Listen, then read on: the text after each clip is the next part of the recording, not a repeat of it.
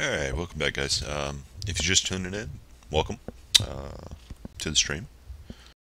If you have any questions, feel free to drop it in the chat box and I'll get to you as soon as I can. Um, the next build I'm going to cover is Mirage.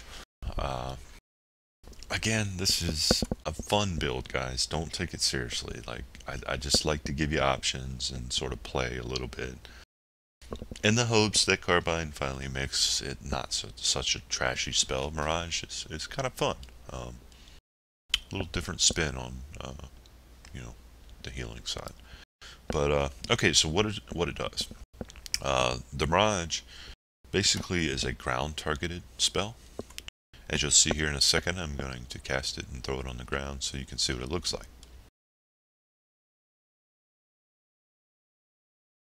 Yes, that is fishies that you just saw.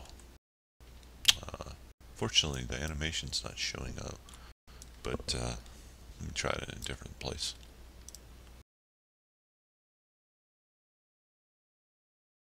Interesting. It's basically those fishes you saw circling around me while I was casting. That's basically the animation. Ah, there's one. You saw it? I did. There he is. There's the fish. Anyway, so that's basically what it does. It's a ground targeted heal. Uh, and you throw it down, and when a target takes damage, they just walk into it and get the heal. A little interesting.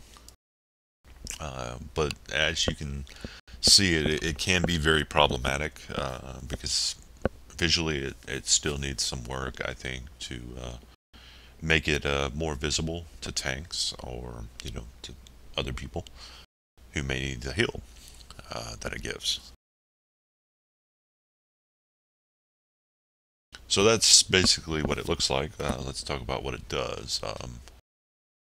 Creates a mirage lasting 30 seconds at a targeted area.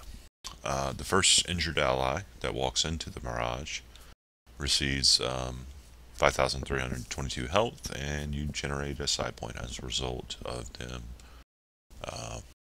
getting the heal. Now,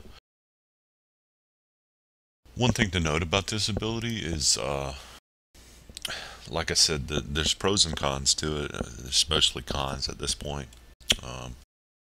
It does cost a little bit of focus. It's not too bad, so that's pretty cool. But the downside of it is, like I said, you have to have people run into it. So you either have to position it in a place where they can see it better and run into it, or you have to get really lucky and hope that they, they run over it. So it's that's why I say this build is a fun build. It's not really something I would ever honestly use. Um, but yeah, basically that's it, man. Not much has changed in the other spells that I've used or I have set up here. If for some reason you like the tier 4 of Mirage, it gives you options to take your points out of fixation and put them in Mirage for what basically the tier 4 does is it restores a class specific resource.